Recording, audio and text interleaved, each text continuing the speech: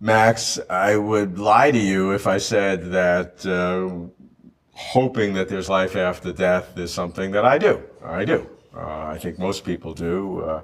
But how to address that question in anything other than an emotional or in a hope is very difficult, if not impossible. So you are a philosopher of mind, and you are involved in the transhuman is a movement in terms of prolonging life and understanding how you can take life in other, using technology to radically extend life. So putting those things together, is life after death possible? Very tough question. Depending on how we define death, there's, I think, a good definition of death, and then the answer is quite easy, no, it's not possible. By definition, I'll explain that. I think there's another definition, like when we're driving our car and it suddenly stops working and we say, oh, my car died.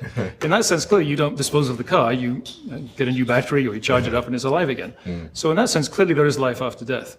But I think that our concepts of death are not very well developed, and they've been very much based on historical circumstances. So a few decades ago, if someone stopped breathing, their heart stopped beating, we said, they're dead, that was it.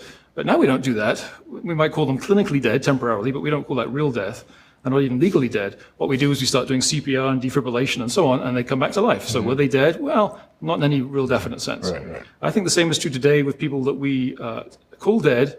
What we're really saying is today's medicine can't make this person better. They could maybe revive them temporarily. But the information that's in their brain that stores their personality, that represents who they are, if that's still there, I don't think they're really dead in any final sense. But now if you talk about biological death, yes, you could have life after biological death. The body could die if you could then transfer the patterns of the personality, everything that's stored in your, the patterns of your brain, if you could somehow replicate that in a different substrate, then I think in that sense is life after death is a possibility. Okay, so let's explore that, and this is uploading of our total being into another medium, and certainly if you take all the information in our brains, 100 billion neurons, 10,000 connections each, the permutations, the synapses, whatever you want, the number is a fairly finite number, and by technological standards has developed, it's huge, but it is not accessible as we look to the future. There certainly looks to be computing power that will vastly expand the totality of human brain. So it is conceivable, if you look at all the information in the brain, to upload that. I'm not saying in 10 years, some people would say 100 years, I might say 1,000 years or 10,000 years or 1,000,000 years. But if it's in principle possible, do you believe that it is in principle possible to really upload your Max's first-person subjective experiences, certainly with your memories and personality, into a different medium? I think it is. I'd be very surprised if it weren't. It would require that there be some essentially mystical property of the brain, some kind of magical property that we have no idea of, that we can't somehow duplicate.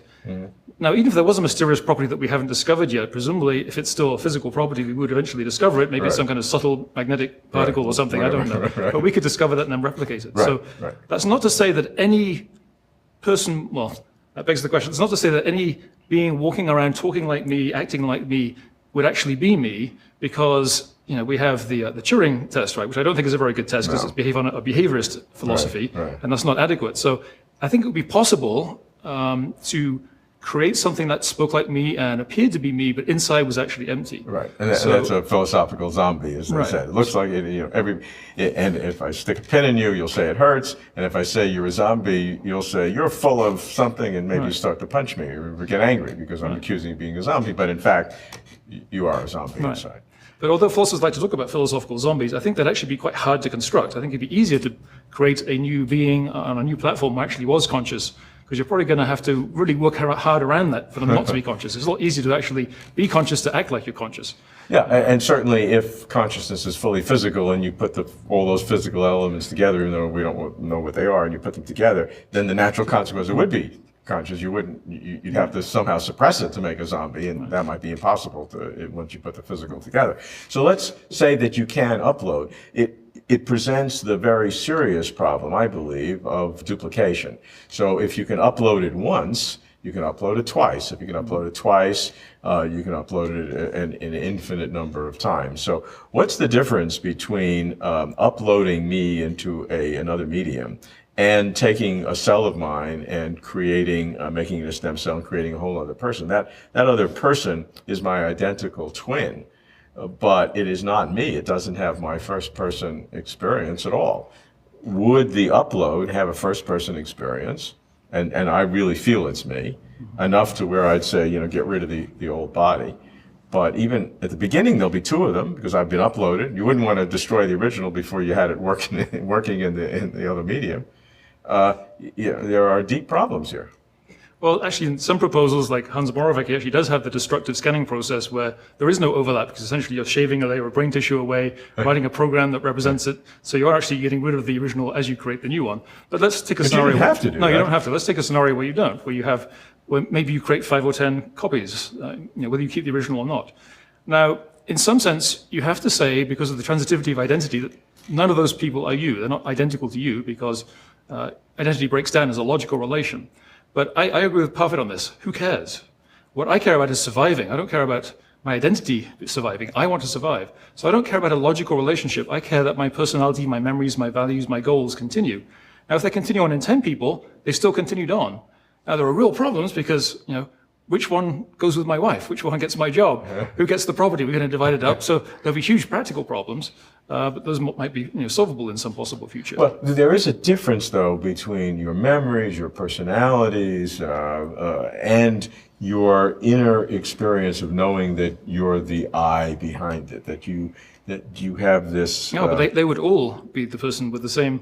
They would all have the same ancestor. They could, each of them could legitimately say, "I am a continua of the original." They certainly would say that. But if you're sitting here and now we uploaded, you can do it with one even, but say 10 to make it more obvious, and you're sitting here and you have your sense, and somebody told me we just uploaded you, would you feel any different?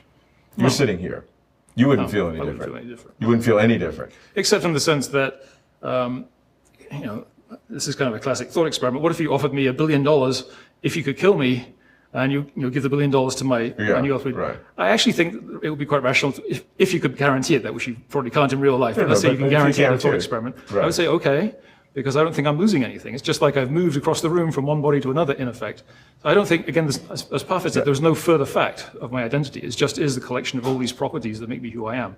Now, if we diverged, if we'd been living apart for a year or longer, then no, or a microsecond, we'd be very different. So. Yeah, I'm asking just at that precise instant what you're defining as different, because I think you fully answer the question the way I ask it. Maybe I need to ask a different question, but you've answered the question by saying when you've duplicated the 10 others, you hear, I confirm, you've talked to them, but you personally, your I does not feel any difference whatsoever. No.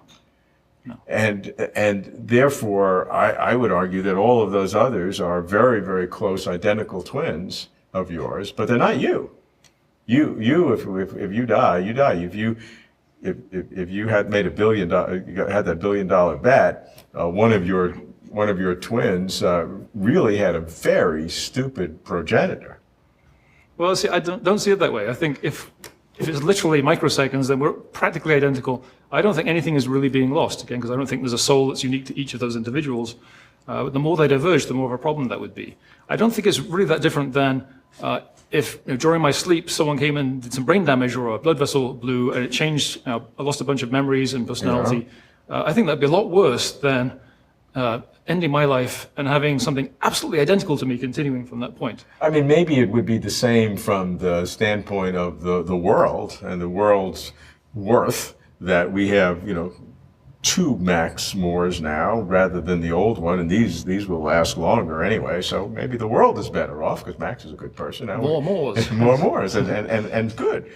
But you, as that inner personal I that you feel now, would have ceased to exist. So I think it's extremely counterintuitive. I know it's very hard to say, how could you possibly think that would be okay to do that? But I think it's based on an intuition from our long history of thinking that we are really something other than our bodies, that we actually are a soul or something that exists beyond the collection of these qualities of psychological connectedness. I think it's a very hard intuition to shake, but I really do think that I wouldn't lose anything if I just uploaded and you destroyed the original body.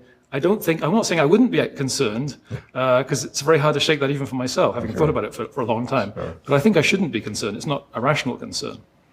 But I may be in a losing battle on the intuitive side there.